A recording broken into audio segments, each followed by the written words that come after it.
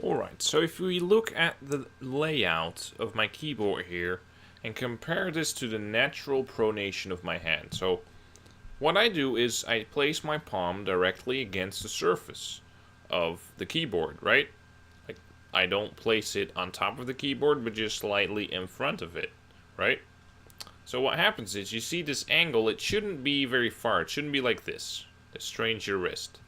If you just shake up your wrist a little bit, just let it loose as a caboose, you'll notice it still follows a certain angle, right? You see this? This is the natural position of your hand. Now if you see the slight bend relative to the position of my arm, which is directly perpendicular to the keyboard, right? You'll notice that if we look at the key positions here, they follow along that bend, well, I mean, to the degree. I mean, literally, this is exactly the bend that it just naturally occurs.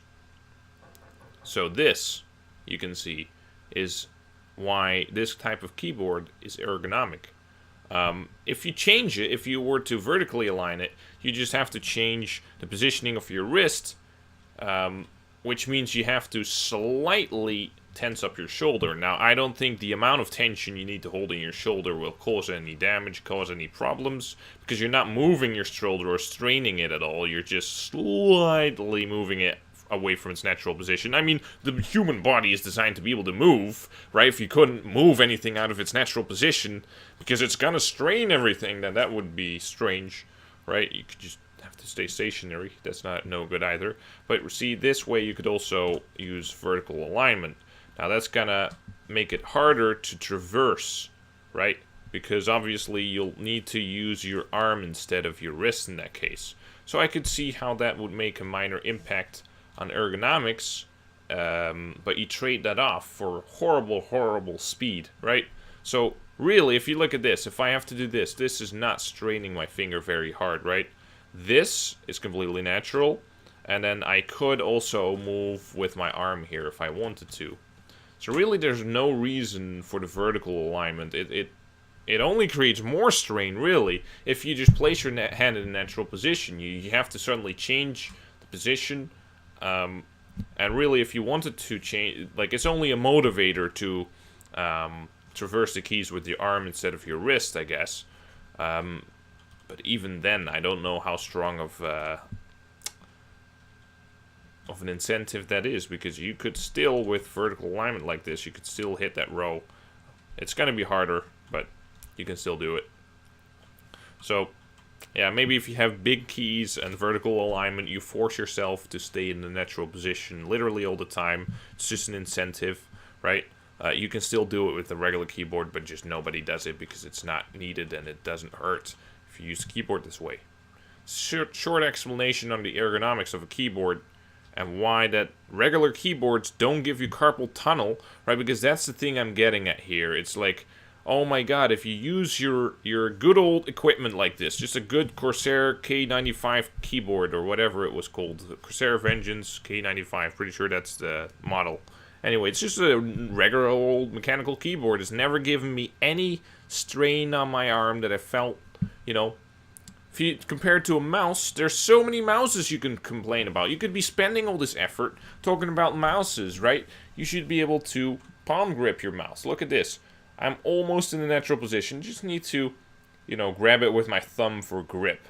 It could be even wider, maybe like this. That would maybe be even better ergonomically. But this is such a slight strain. Your thumb can easily handle this, right? As long as your wrist doesn't have to bend very far.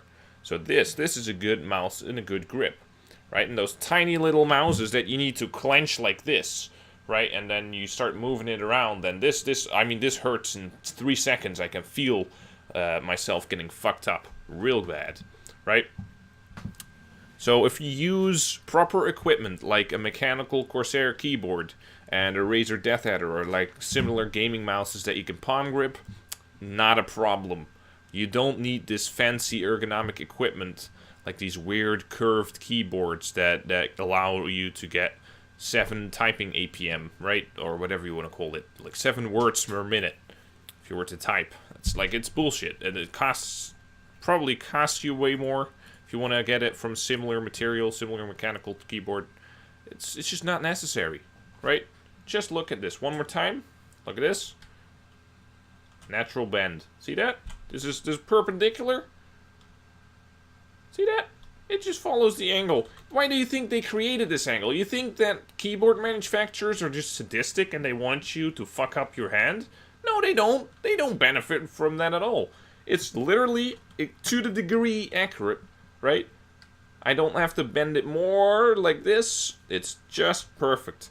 You can see the rows of the keyboard follow this natural curve. So it's not like the manufacturers are trying to cheat you and you need to buy a fancy ergonomic keyboard. These keyboards are ergonomic, right? If you use them correctly, which is not difficult, this does not strain your hand at all. Or it strains it very, very, very insignificantly.